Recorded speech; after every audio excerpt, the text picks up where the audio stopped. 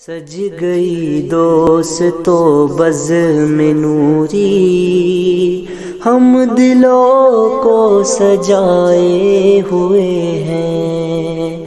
آج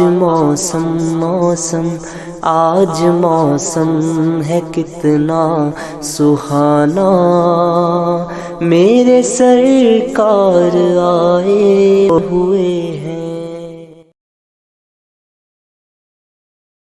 جس کو ایمان کہا گیا آج وہ ہمارے اندر موجود نہیں، اور پھر بیٹھ کر ہم اتحاد، اتفاق یا صلح کی بات کریں اور کردار و کریکٹر کی بات کریں تو حضرات اس کی تعلیم بھی اہل بیت سے بہتر کسی نے عطا نہیں۔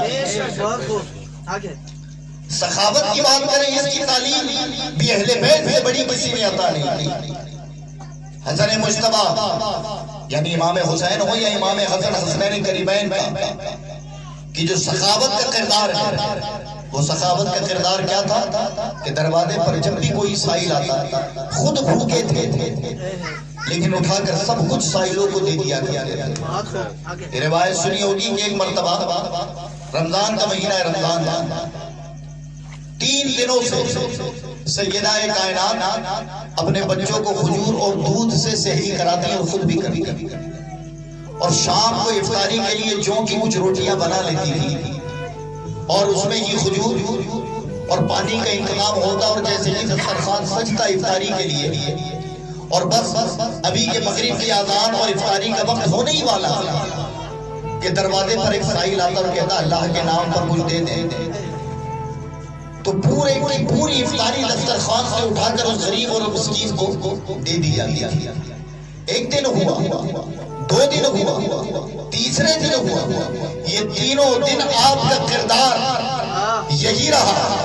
آخر وجہ کیا تھی؟ تو جب میرے آقا سے ملے، میرے آقا نے دیکھا تو مولا کائنات کو دیکھ کر فرماتے علی، وہ تمہارے تینوں دن کے عمل سے تمہارا رب تم سے اتنا راضی ہے، اتنا خوش ہے کہ آج ہر جگہ تمہارے اس عمل کی دھوم ہے کہ جو تم نے حالت روزہ میں اپنے دسترخوان کو کسی غریب اور مسکین کو دے دیا۔ حضرات وہ اللہ کی جانب سے امتحان تھا، ہمیں تعلیم یہ دی گئی ہے کہ عنقریب جب وہ مہینہ آئے اور وہ مہینہ ہم پر سایہ فکر ہو تو اہل بیت نے ہمیں تعلیم دی ہے کہ جہاں تمہارے دسترخوان اچھی غذاؤں سے سجے ہو، اس وقت تم یہ بھی خیال رکھو کہ تمہارے پڑوس میں غریب، تمہارے محلے میں غریب مساکین ہیں، تم ان کے دروازوں تک بھی اپنی غذاؤں کو پہنچاؤ تاکہ اہل بیت کے طریقے پر بھی عمل ہو، اور جیسے خدا مولا علی کے اس عمل سے راضی ہوا ہے، تمہارے عمل سے راضی ہو کر تمہاری عبادتوں کو قبول فرمائے۔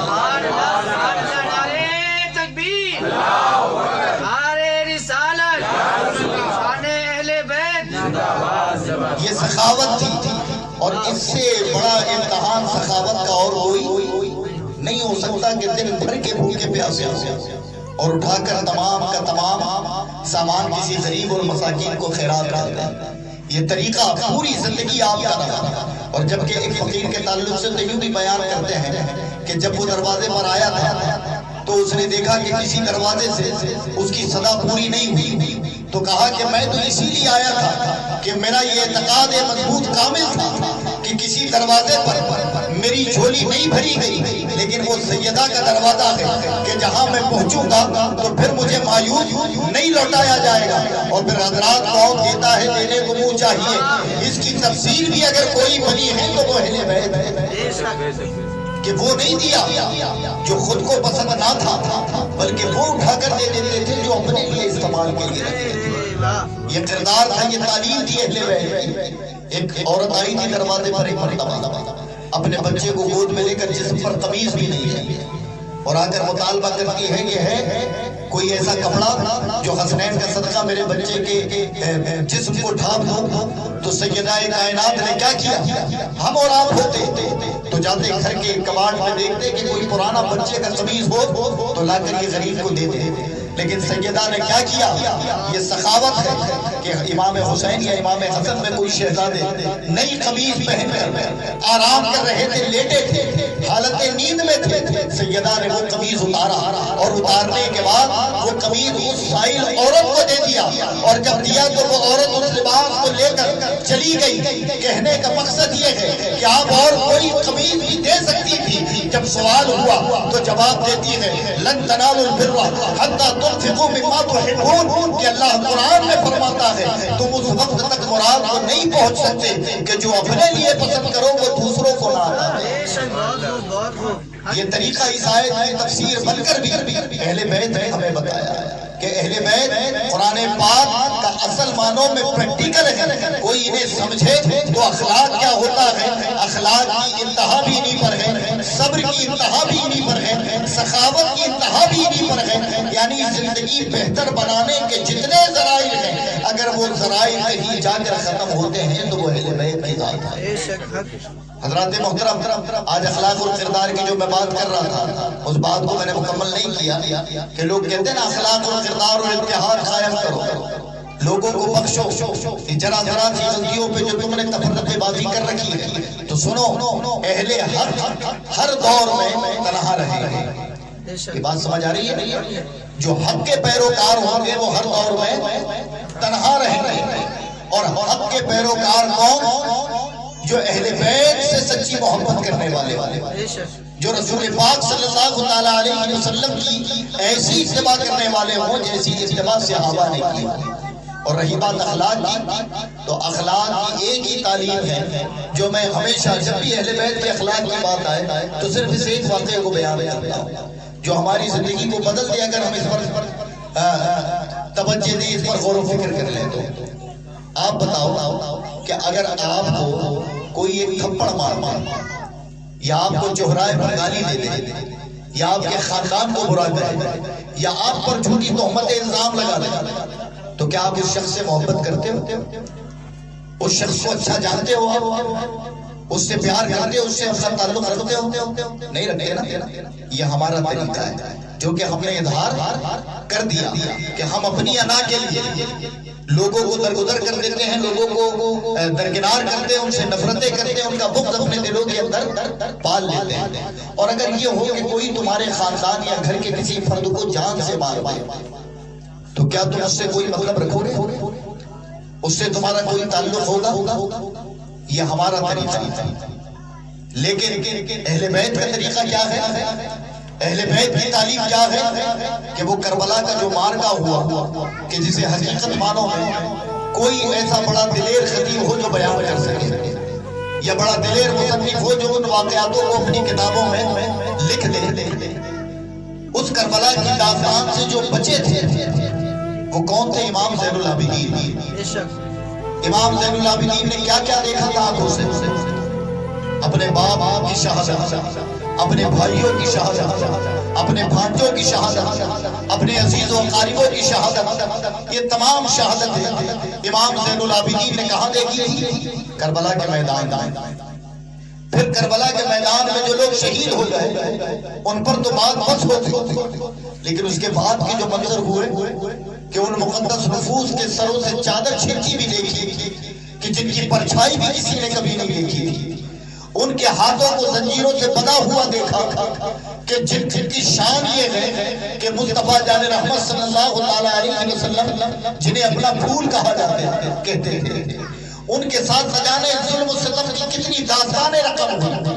اور وہاں سے لوٹ کر امام زین العابدین جو امام حسین کے بیٹے ہیں کہاں آئے تھے؟ مدینہ منورہ۔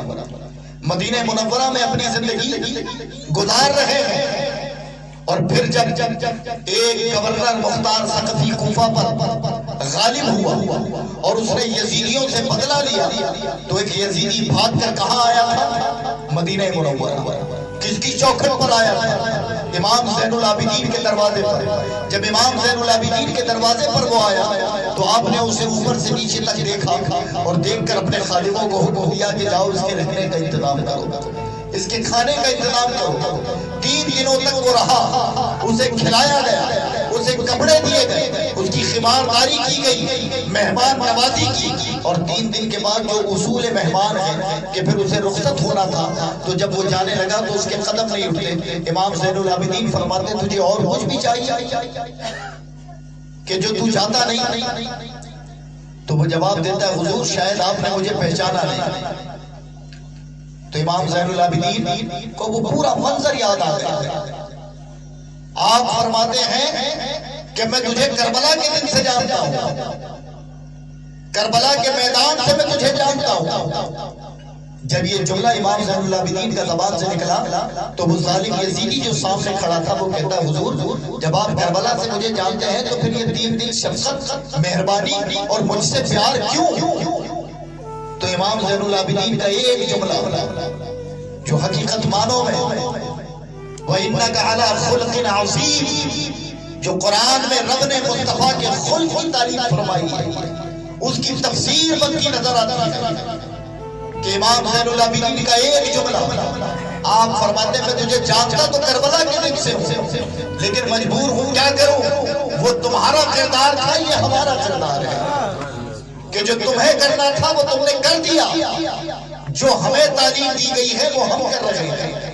حضرات بتائیں یہ اہل بیت کا اخلاق تھا, یہ کردار ان کا تھا کہ جہاں انہوں نے یہ بتایا کہ جس سے اتحاد کرنا ہے وہ بھی ہم نے سیکھا, جہاں انہوں نے یہ بتایا کہ کس کے پیچھے نماز پڑھنی ہے یہ بھی ہم نے ان سے سیکھا, جہاں انہوں نے یہ بتایا کہ کس کو معاف کرنا ہے ہم نے یہ بھی سیکھا, اور جہاں انہوں نے یہ بتایا کہ کس سے صلح کرنی ہے ہم نے یہ بھی سیکھا.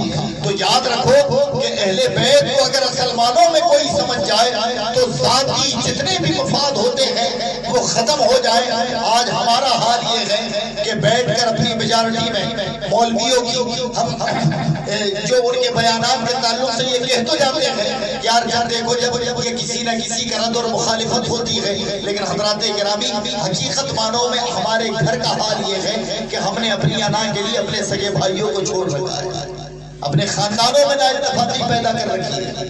بتائیں امام زین العابدین نے جنہیں معاف کیا تھا وہ معافی کے لائق تھے کیا؟ انہیں معاف کیا جا سکتا تھا؟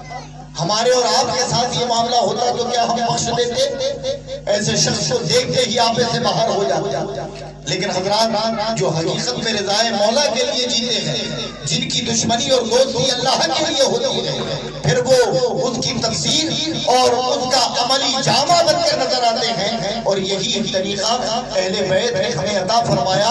پوری زندگی امام حسین کی یہ تعلیم رہی ہے, اور اگر یہ کردار یہ اخلاق امام زین العابدین کے اندر آیا تھا تو وہ بھی تعلیم امام حسین رضی اللہ تعالیٰ عنہ تھی. ہم نے آپ کی ولادت پر آج اس محفل کا انعقاد اس لیے کیا اور امام حسن اور امام حسین کا تذکرہ اس لیے فرمایا کہ حضرات واحد اہل سنت ہی ہے جو امام حسین کے ساتھ امام حسن کا تذکرہ بھی کرتے. ورنہ آپ نے امام حسین کے تذکرے تو بڑے سنے, امام حسن مجتبی کے تذکرے کو ختم کر دیا گیا. اور اس کی وجہ یہ ہے کہ آپ نے مصطفیٰ کے اس قول کی تکمیل فرمائی تھی کہ میرا یہ بیٹا اتحاد کرے گا, صلح کرے گا. تو آپ نے صلح کر کر پوری امت کو بتا دیا کہ صلح امام حسن کا طریقہ ہے, لیکن صلح اپنوں پر ہو تو جن سے امام حسن نے صلح کی تھی امام حسین انہیں اپنا جانتے تھے. سمجھ آئی بات؟ اپنا جانتے تھے تبھی صلح کی. اور امام حسین نے سر کٹا دیا لیکن ہاتھ نہیں دیا. امام حسین نے یہ تعلیم دی کہ وہ جانتے تھے کہ یہ ہمارے نہیں ہیں, ہم انہیں ہاتھ نہیں دے سکتے. بس اس کردار پر غور کرنا تو بڑے بڑے فتنوں سے نجات پا جاؤ گے, بڑی بڑی چیزوں کو درکنار کر جاؤ گے.